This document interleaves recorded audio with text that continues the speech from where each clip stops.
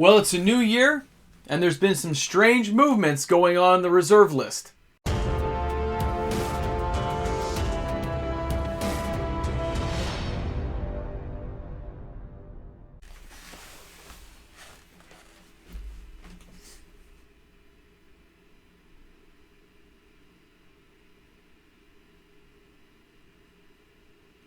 The reserve list is almost 30 years old. I feel like I'm in 1984 watching the never-ending story. You've seen it before, you've enjoyed it, but you just keep watching it over and over again. Welcome back, everyone. MTG Moxman here. I hope you're all having a great day wherever you are in the nacho cheese universe of YouTube. If you're new to my channel, welcome aboard. I hope you enjoy the content today. Smash that subscribe button. Just hit the subscribe button. It's free to do, doesn't cost anything, and of course it helps support the channel, helps me get bigger, badder, and bolder. All right, guys. Interesting thing. Interesting. We're in a new year. Brand new. 2022. And like the never-ending story, things tend to repeat themselves. Things kind of go along in a certain pattern. And sometimes the people out there think they have a brand new idea. They are bringing something fresh to the table. But really it's not. It's a rehash of a story we've already seen before. Some people have been going on a buyout. They've been digging a little bit and saying, I wonder what will happen if I do this. Now, when you've got the Grinch off your back from Christmas and you've paid all your bills and you see you've got a fresh new bank account, maybe you got a Christmas bonus at the end of the year, a few people are choosing to sink that into the reserve list, to buy some odd cards that are old and nostalgic. And it's having quite the effect, and it is quite amusing because we've seen it all before. That's the funniest part, is we still get excited. I can't help but get excited because each time this happens, each time somebody holds the line and takes these cards out, it does cause the market to ripple. It causes, like a skipping stone across a pond, the rippling effect goes out and it's felt everywhere. People start talking about it again. The hype train starts getting going. But not for new sets, but for reserve lists. So let's take a look at some of these cards that we're talking about. Let's go here to card number 1. Let's go here. All right, Demonic Hordes. I recently mentioned this card in a video a couple of days ago. The reason I mentioned it, of course, is because it was really down in price, but there had been a significant amount of sales. Well, more people are taking advantage of those low prices. Selling 50, 60, 70, 100 copies in a week is a lot. You will expect to see the Demonic Hordes at the top of my reserve list video this weekend because it already has over 100 sales in this 7-day period. That's insane. For a reserve list card that's revised to have this many sales just doesn't fit the normal pattern. So picture this. It doesn't fit the normal pattern. This should not be happening right now the way it is. I'm used to seeing 4 to 10 copies every couple of weeks of even a hot selling reserve list card. So when you see somebody buy 15, 20 copies, another person buys 10, 4 more people buy 8, and your local store sold 20, something's up. Something's up. Somebody's having some fun. Somebody's having some fun. So we go and check out the next card. So here we have Frankenstein's monster again. This card's had a rise before. That was during the buyout. The Dark is an underrated set, don't get me wrong. And of course, with double feature coming out, Crimson Vow, Midnight Hunt, all this kind of movie monster stuff, it makes sense that maybe somebody's taking advantage to buy some of this card out. Now, I can't track it as well to see who's buying it, but there was a lot of sales in the last 7 days, and this guy's approaching the 60 sales mark. By the time you're seeing this video, it's probably a lot higher than that, but it's very interesting because it's not the worst card, best card. I remember using it when I was a kid, and we kind of made fun of it, like it was making fun of a real-life movie. It's supposed to be a fantasy world, but we still got it. So I look at Frankenstein's monster, you're like, okay, Frankenstein's monster. This kind of goes along that theme of the movie monsters, which means maybe they're trying to capitalize on it.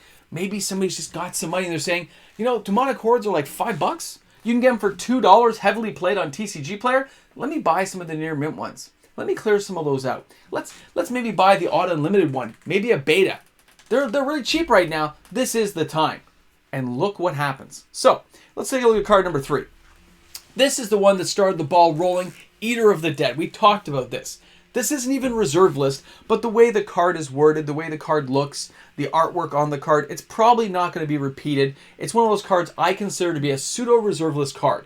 Wizards is less likely, after 30 years, if they haven't printed it now, they're probably not going to print it. And original artwork like this, they had old deals with the artists back then.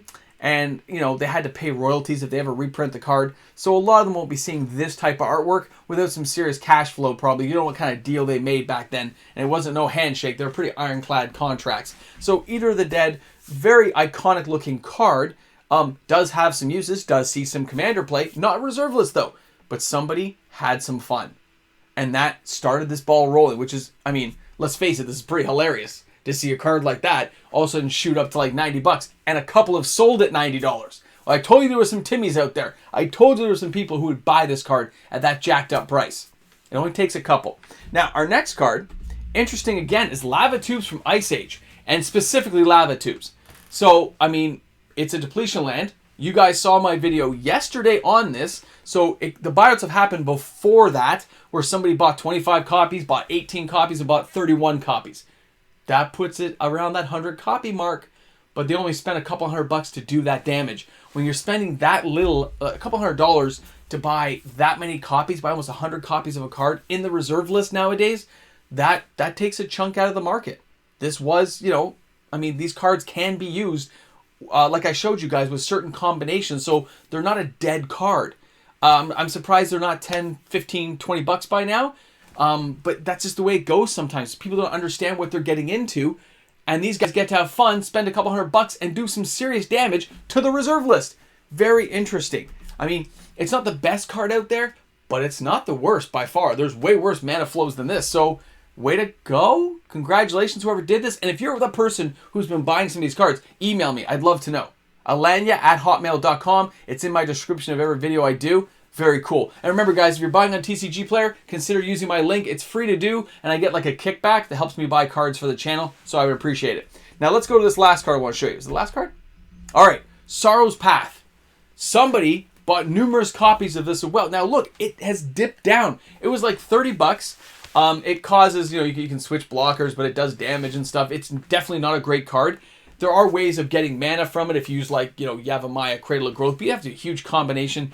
It's just one of those cards nobody really cared about, but it's funky enough that Wizards could do something that breaks this card. It could happen, so somebody decided to buy a lot of them. Not nearly as many as, say, Eater of the Dead, but enough that I noticed the spike in the cards. And again, this card's going to be on my top 10, unless when I check it, other cards have beaten it out.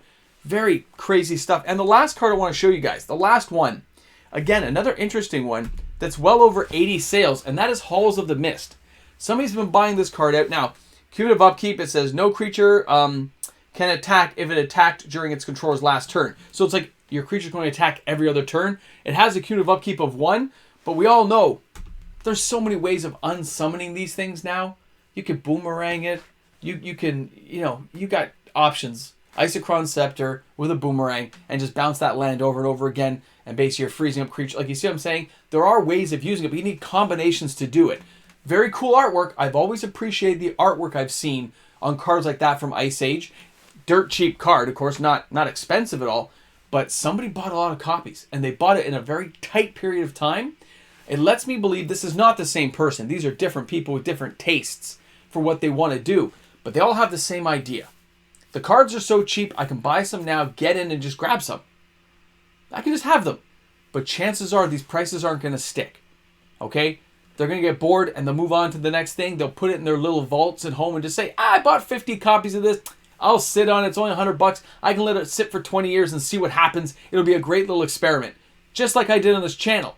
But if you even have another 10 or 12 people doing this, this is going to get kind of funky. This will be very strange. This is usually something the big whales would do.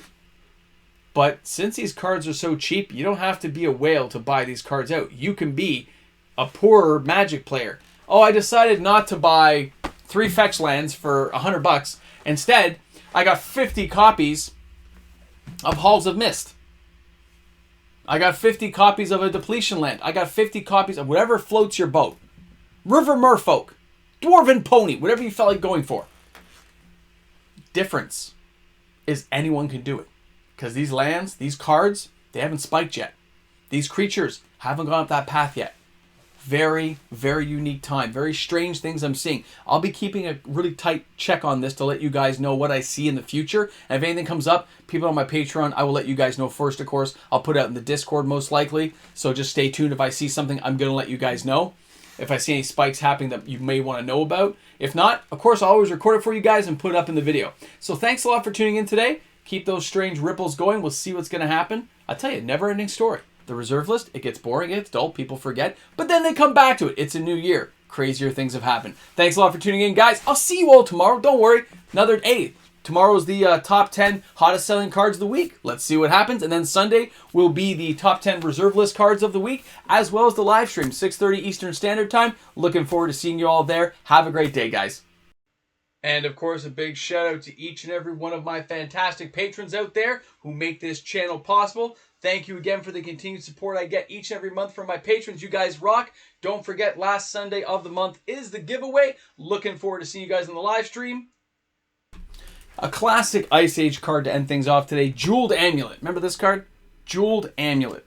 Okay, it says, tap 1. Put a charge counter on Jeweled Amulet. Note the type of mana that was used to pay the activation cost. Use this ability only if there are no charge counters on Jeweled Amulet. Remove a charge counter from Jeweled Amulet to add 1 mana of the type that was imprinted on. So it's like an every other turn mana bauble. Very funny. But you know what? We used this back then.